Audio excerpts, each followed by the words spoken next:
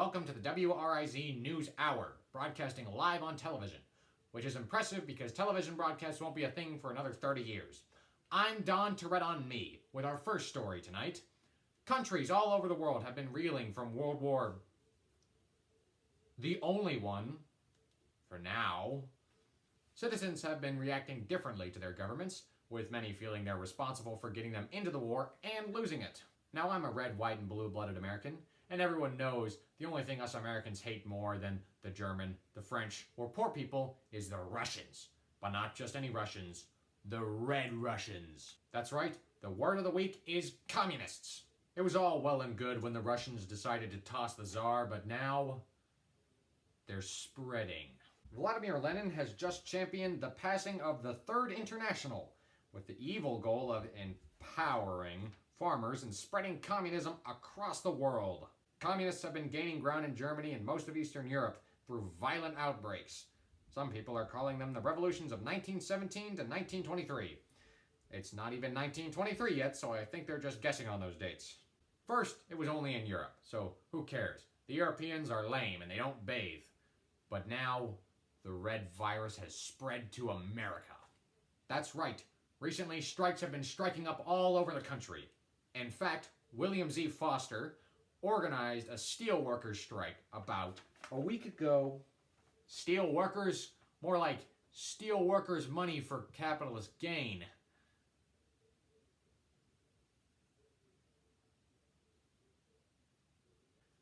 Apparently, striking just isn't enough, because now there's a whole U.S. Communist Party. One can only imagine what a party like that would look like. Ugh. But not to fear, because President Wilson is making sure his cabinet is on it. Attorney General A. Mitchell Palmer is planning on making a big announcement. We go now to our live correspondent, Holden Thameo. Terrible evening. I'm reporter Holden Thameo, and tonight I'm interviewing Attorney General A. Mitchell Palmer. Good evening. First, I'd just like to hear a little about how you started your career. Well, I was born in Moosehead, Pennsylvania, and I've been a dedicated Quaker since a young age. Some would even call me the fighting Quaker. I don't get paid enough to do this. I practiced law in Stroudsburg and got involved in democratic affairs. Through that, I started cleaning out the cities of riffraff and criminals. Someone called them the Palmerades, but I call them cleaning our cities. You got your spit all over this. Are there reasons behind these raids? What inspired you to establish the General Intelligence Division? Well, obviously, the World War I had a serious effect on our country. Everybody, so many communists were flooding into our territory, terrorizing American citizens, and I saw a problem I needed to deal with.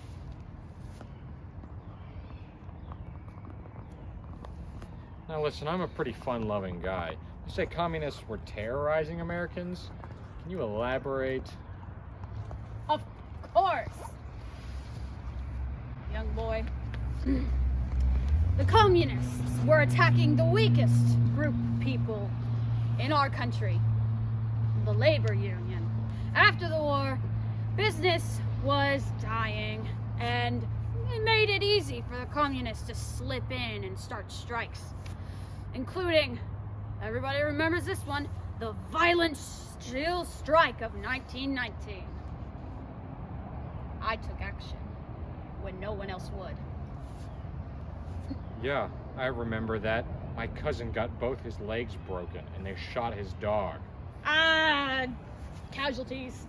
So were you responsible fully for this organization, or did you have help? Well, no man can do anything alone. Although I am great. So, I had my friend J. Edgar Hoover help. You know what? I can actually call him right now. He's my personal assistant and now head of the organization. No, I'll call him. I'll call him. Please don't. Let's see. This is of the future right here. Hello? Oh, hi, Palmer. What can I do for you? A questionnaire? Well, I love questions. The division? Actually, I'm now not head of the General of Intelligence Division, the GID, but the Federal Bureau of Investigation, or the FBI. Doesn't the FBI sound cooler? Imagine saying to a criminal, FBI, open up. Oh? Well, see ya, Palmer. Nice chat. Oh, no, you hang up. No, you. No, you. No. Oh, okay. I think it's a good place to stop. We got enough footage. We can go ahead and wrap it up. You know. Hold on. The boss said there's one last question that is absolutely necessary. Are you sure we've really I don't mind answering another question. No, really, my kid's I got polio. really don't mind answering one more question. One more question. What is it?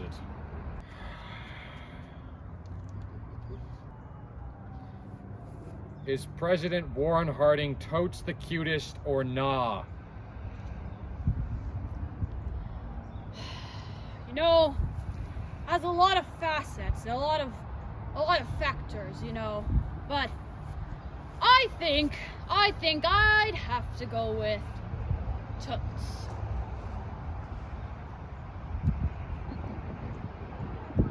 What? Huh. This guy really knows his stuff.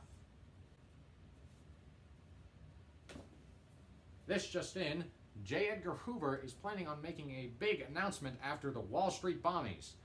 We go now to him live. Reports are in from a bombing at Wall Street on September 16, 1920.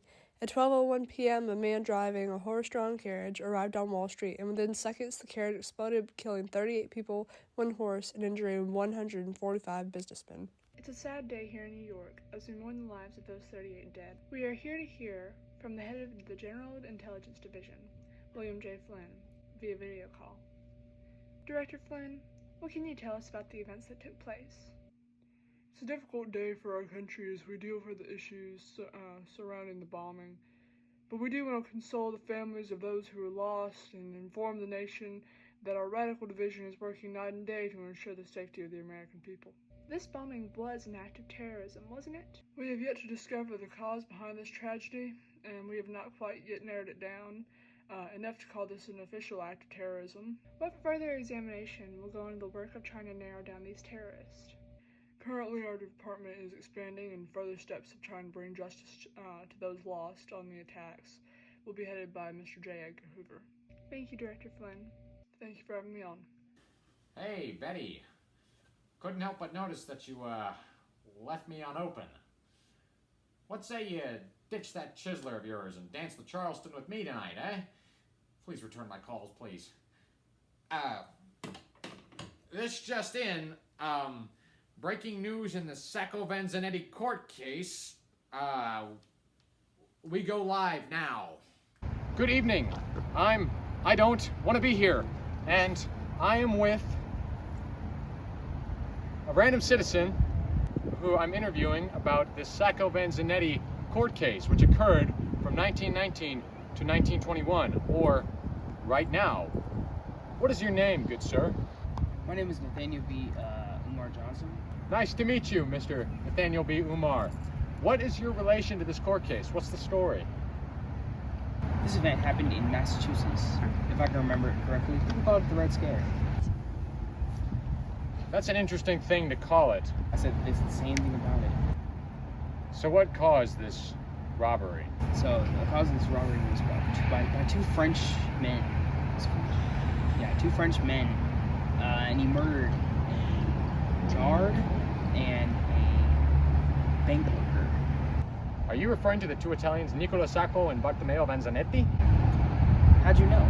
Yeah, after this, they were eventually taken to court, and then eventually they were executed in 1927, surprisingly. 1927, by Jove, that's not for another 6 years. Honestly, though, it's pretty deserved. Absolute skill issue, if you ask me. Well, it's nice to meet you, sir. Good to meet you too, man. I'm never doing that. This guy's crazy, like, get out of here.